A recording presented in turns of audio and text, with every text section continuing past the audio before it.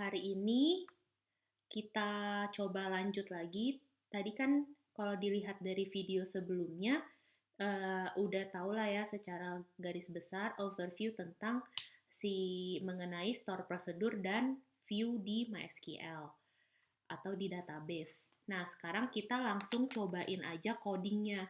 Gimana caranya supaya kalian gak bingung tuh kan tadi overview atau penjelasan lah ya generalnya tentang MySQL, store prosedur dan view. Nah, pasti kalian bingung nih gimana cara penggunaannya di MySQL Workbench. Nah, jadi pertama dibuat dulu, kita masuk dulu. Ini kan udah di tempat MySQL ya. Kalian buka MySQL-nya, terus kita masuk tuh di MySQL-nya.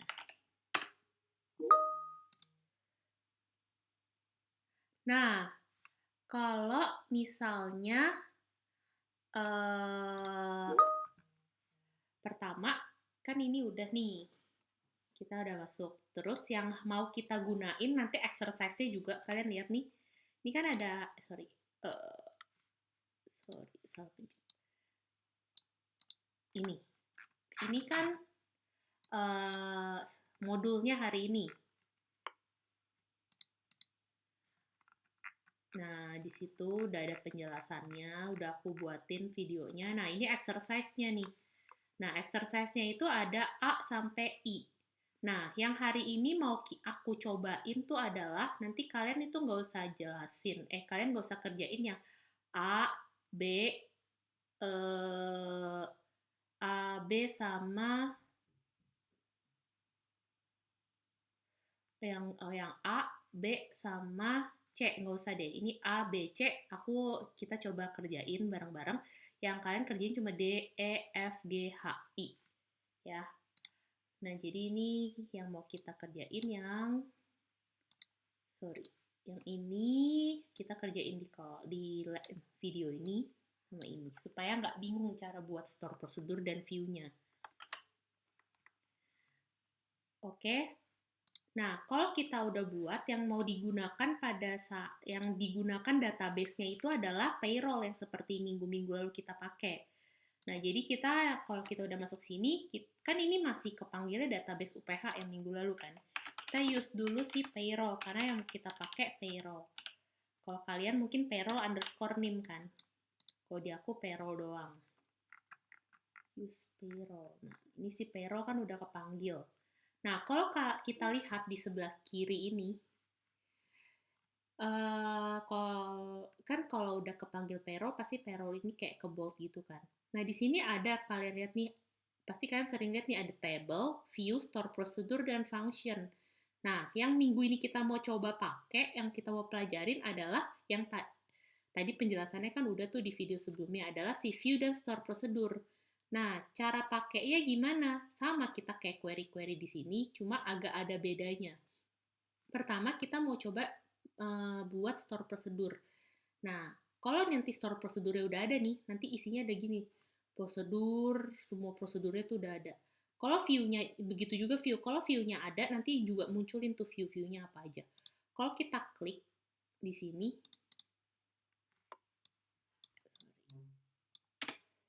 kita klik, nih, ini bisa langsung keluar nih hasil prosedurnya. Terus kita isi, nah isinya begini. Ada, bisa kita lihat. Diklik di sini untuk keluarin hasilnya apa, call prosedurnya. Nah, kalau di sini untuk ngelihat, oh ini codingannya nih, kalau misalnya kita mau ganti-ganti nanti, tinggal kita apply aja, gitu. Nah, pertama kita mau buat dulu prosedur baru, misalnya nanti di sini nggak ada prosedur, gimana caranya? Kita buat, tinggal klik kanan, create store procedure. Nah, kalau udah kebuat create store procedure, pasti biasanya ada di beberapa tipe MySQL itu yang di atasnya itu ada delimiter, ada juga yang nggak ada. Jadi tergantung, kalian nggak usah bingung tuh delimiter ada atau nggak. Itu biasanya seharusnya diharuskan ada. Di video sebelumnya udah aku jelasin delimiter juga apa. Nah, tapi nggak usah dihapus-hapus, nggak usah apa, karena itu udah harus ada di situ. Kalau nggak ada juga nggak usah pusing. Nah, kalau yang kedua, ini store prosedur.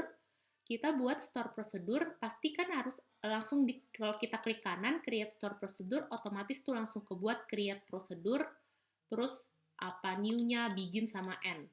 Nah, sekarang kita mau buat untuk yang ini. Kita lihat modulnya pertama. Buat store prosedur. Ya, terus dulu kita buat yang pertama. Buat store prosedur dengan nama prosedur 1. Ini kita ganti aja namanya, bukan prosedur 1, misalnya prosedur 1 dengan, karena aku udah ada di sini.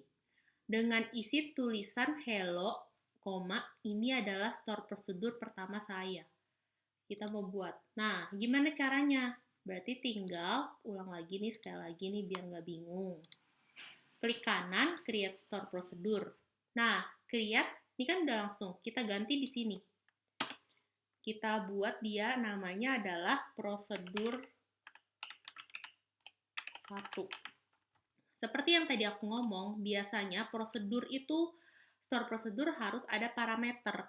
Nah, ceritanya ini aku mau buat parameternya in, karena kan gak ada sesuatu yang mau di return value, gak ada value-value apapun. Nah, jadinya ini langsung coba aja yang defaultnya si in, ceritanya in var a, namanya, nama variabelnya, terus tipenya apa? Varchar 50.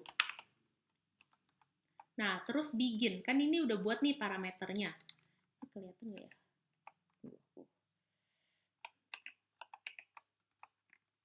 Nggak bisa di itu. Nah, ini terus begin.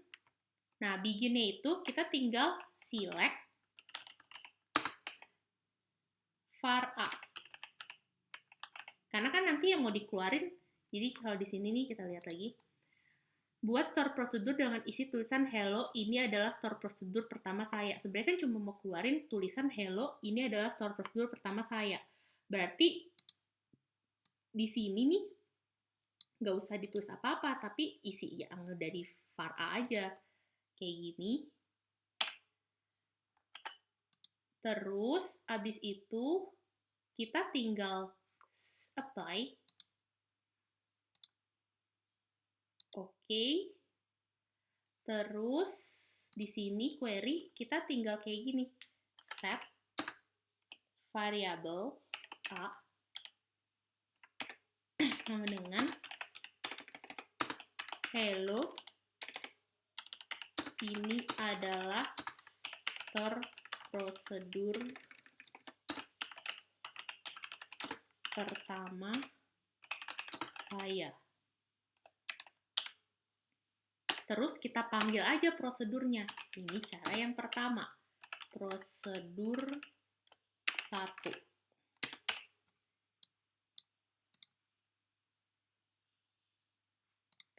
Ini harusnya add a.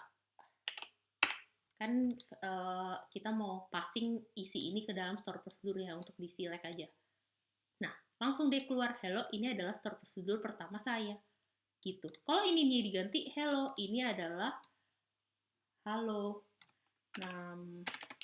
Selamat datang di kelas lab SBD. Kita runningin hello, selamat datang di kelas lab SBD. Gitu. Nah, pertanyaannya, kenapa harus di-set di sini? Di-set di sini kalau misalnya stringnya itu mau ada di, bukan di luar store prosedur, bukan di dalam store prosedur. Kalau di sini mau aja ditaruh, ceritanya di sini mau ada taruh aja tulisannya, berarti tinggal begini aja. Di sini tinggal ditaruh select. Sama kayak gini, select. Nah, apply. Terus pada saat di query ini, kita tinggal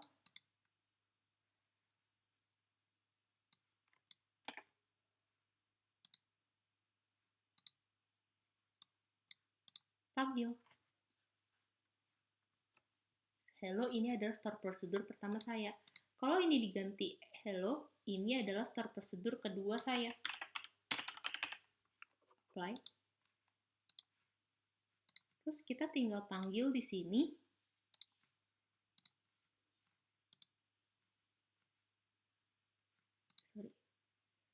salah ganti.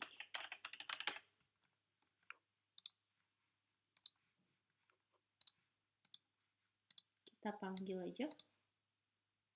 Ganti kan kedua saya. Jadi ada caranya, ada dua untuk jawabin pertanyaan yang exercise nomor 1. Jadi bisa antara kita udah tentuin dia di dalam store prosedur, nah stringnya itu apa, varchar-nya itu apa, atau kayak tadi kita tinggal select ini var a, lalu kita definisiin semuanya. Ini jangan lupa di-apply.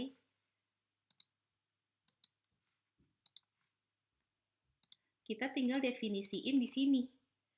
Add a, variabel a itu isinya apa sih? Halo. Terus kita panggil dia variabel a. Sorry, ini harus ada set. Kita mau set dulu. Nah, jadinya isinya adalah sesuai dengan value apa yang kita passing ke dalam store prosedurnya. Itu ya. Itu untuk yang pertama. Exercise pertama. Nah, terus kita lihat lagi. Sekarang jadi udah ngerti ya. Kalau mau buat store prosedur, tinggal klik kanan, create store prosedur. Ganti store prosedur ya, tinggal pilih yang ini nih, tanda kayak setting gini. Kita ganti-ganti isinya, begin ini, namanya misalnya mau apa, variabel mau diganti. Tapi ini, begin-begin ini jangan diganti, karena nanti jadi error. Jadi yang bisa diganti cuma bagian ini, namanya sama variabelnya. Kalau udah ada ganti, jangan lupa juga di-apply. Supaya untuk kasih tahu ini tuh udah keganti. Nah, tinggal dipanggil aja. Caranya panggilnya gimana? Tinggal call prosedur A gitu. Call prosedurnya sama prosedurnya dan nama parameternya.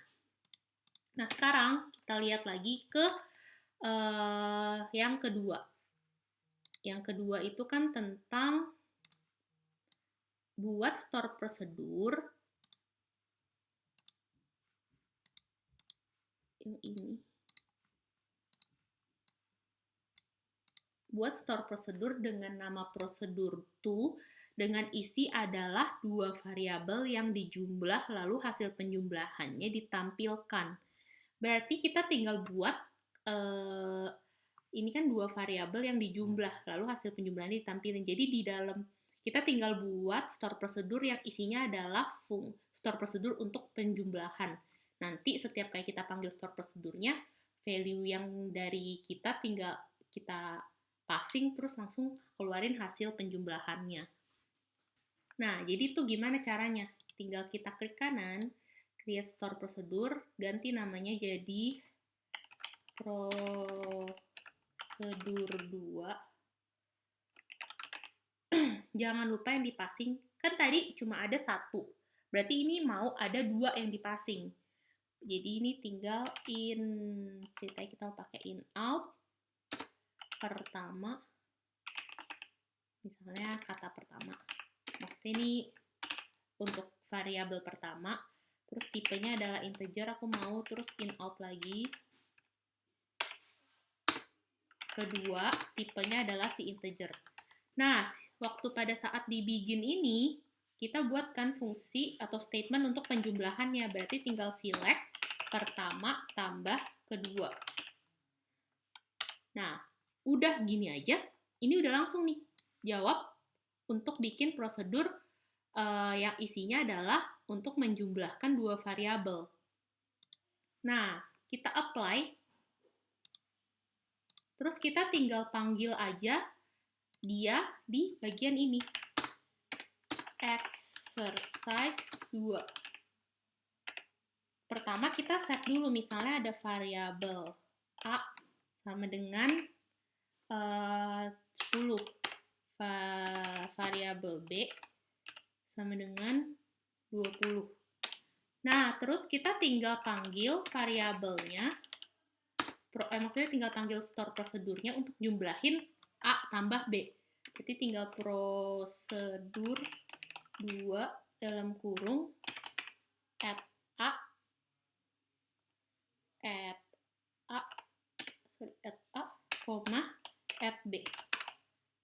udah deh. Kalau kita jalanin, dia akan keluarin 10 tambah 20 adalah 30. Gampang kan? Nah, sekarang kita cobain yang agak membingungkan. Ini soalnya isinya adalah value untuk keluarin if dan else. Apabila umurnya di bawah 17 tahun, keluar status di bawah umur. Kalau umurnya di atas 50, keluar status terlalu tua, sisanya boleh akses. Nah, ini gimana nih? Ini agak tricky. Nah, sekarang kalau misalnya kayak gini, berarti di dalam store prosedur kita harus masukin statement case. Kita buatlah klik kanan, store prosedur 3, prosedur. Jadi, kalau kita mau buat bikin store prosedur, pasti statement-statement data manipulation language kita tuh seenggaknya kita udah harus ngerti dulu. Kalau nggak bingung kan mau buatnya gimana. Nah, ini kalau kita lihat lagi, kita mau passing dengan isi sebuah value yang dipassing ke store prosedur. Berarti value-nya cuma satu, parameternya cuma satu nanti untuk tentuin dia di bawah umur atau enggak. Berarti yang dipassing cuma satu. Berarti ini cuma aku mau pakai in out ceritanya umur. Tipenya adalah integer. Nah, terus di sini kan harus ada case dong. Case when umur lebih kecil daripada 17 dan select umur S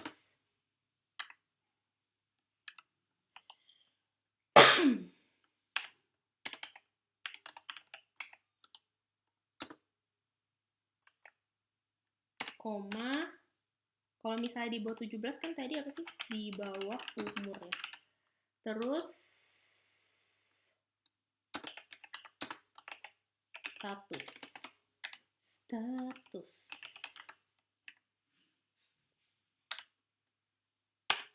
Terus when.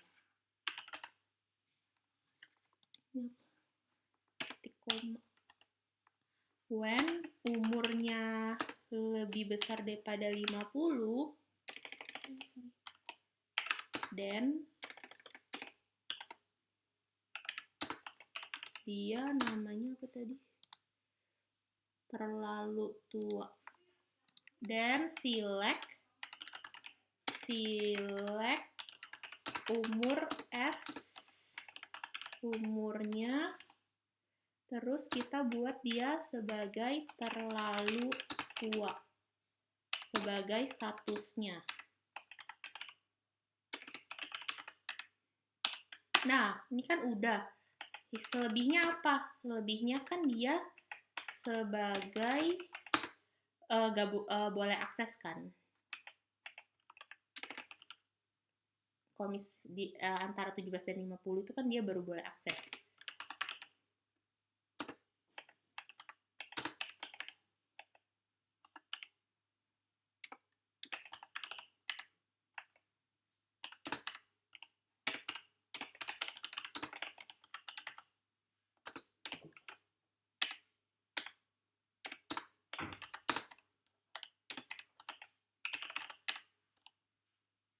Nah, kalau udah, berarti udah kelar. Terus kita, case itu harus ada end case. Nah, ini kita end case dulu. Nah, kalau udah, ini udah langsung kebuat. Nah, ini kalau kita panggil prosedurnya, berarti kita tinggal panggil aja di sini, exercise 3.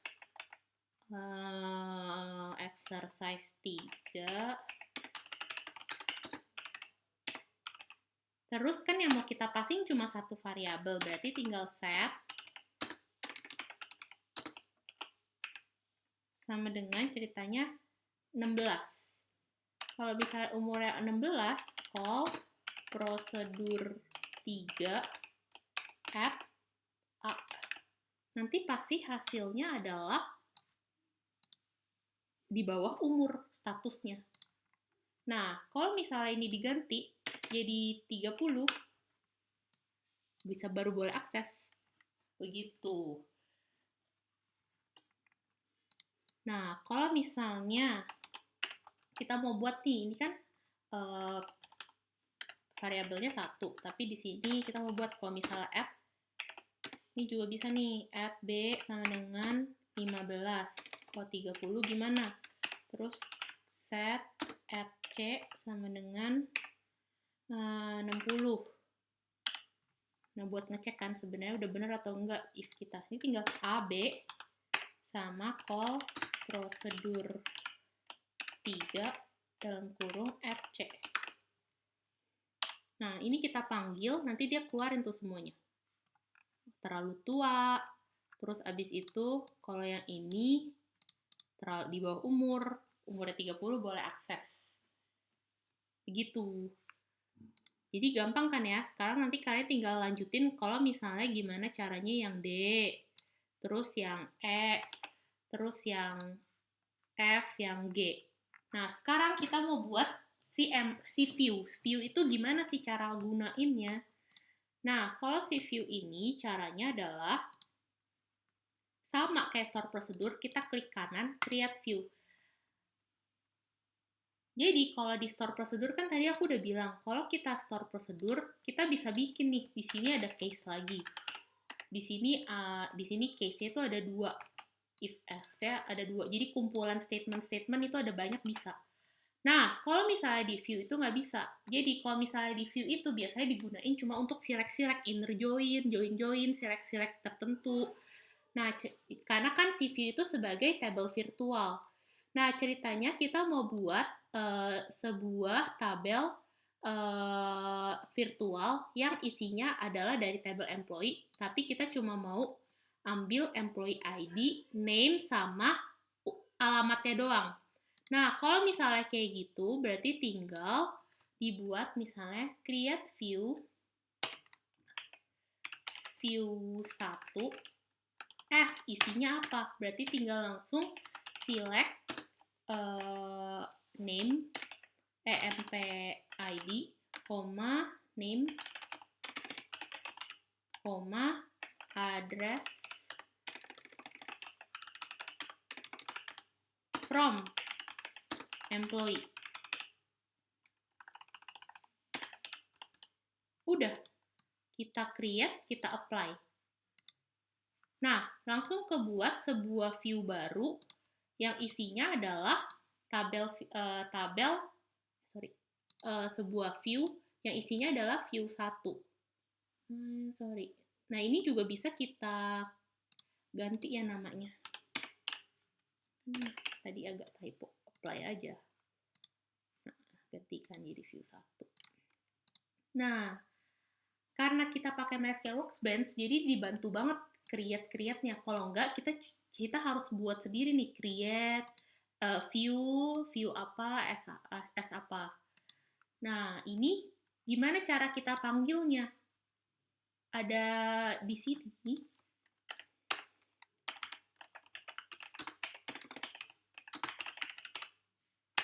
Kita tinggal panggil, karena ini adalah, kalau di sini kan kita call prosedur, karena ini kan sebuah kumpulan statement kan, kita buat metode. Nah, kalau view ini seperti tadi aku bilang table virtual, kita panggilnya sama persis kayak kita buat kita mau select table. Jadi contohnya ini select bintang from view 1.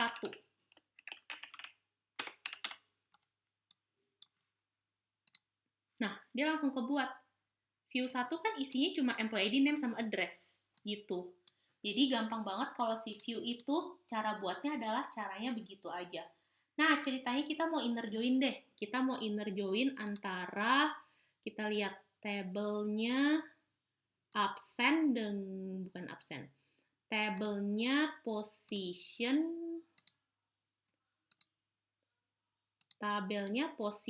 dengan employee ada position. Nah, kita mau inner join employee dan position.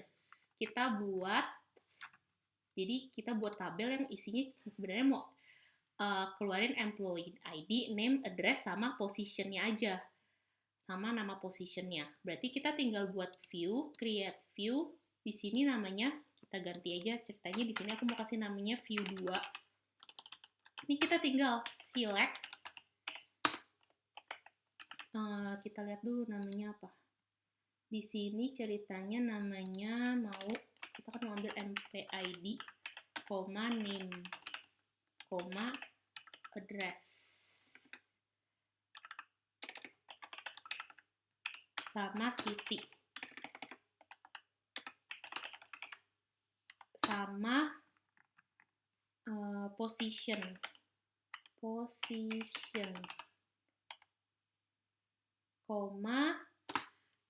Di position juga namanya position.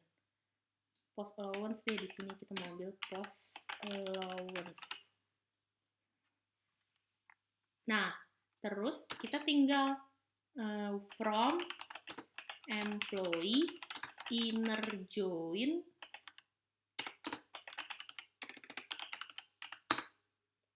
position, tabel position namanya tabel position on-nya itu apa? Berarti kan employee titik position sama dengan position titik position.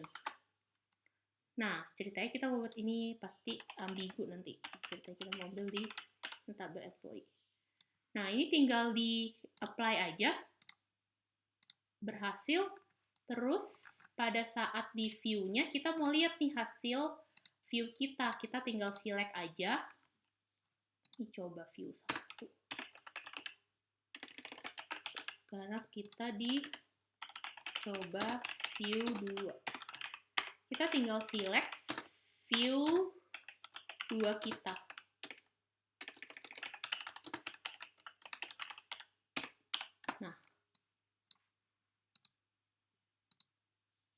Nah, dia langsung keambil kan? Jadi sebenarnya view itu cuma sebagai tabel virtual untuk mudahin kita. Misalnya kita mau cuma keluarin ini aja tanpa harus bolak-balik antara server dan aplikasi kita di belakang layarnya gitu. Terus lebih gampang juga kan, kita tinggal panggil view-viewnya daripada ketik-ketik lagi, select banyak lagi gitu. Cara pemanggilannya jadi lebih mudah. Nah, sekarang kalian tinggal lanjutin tuh gimana caranya buat view untuk tampilin employee dan jabatan, view untuk tampilin employee dan waktu absensi. Semoga setelah denger video ini kalian jadi lebih bisa lagi kerjain store prosedur sama view-nya. Kalau nggak ngerti bisa kalian ngomongin di forum, kalau nggak chat aku aja. Oke, di Microsoft Teams. Thank you ya.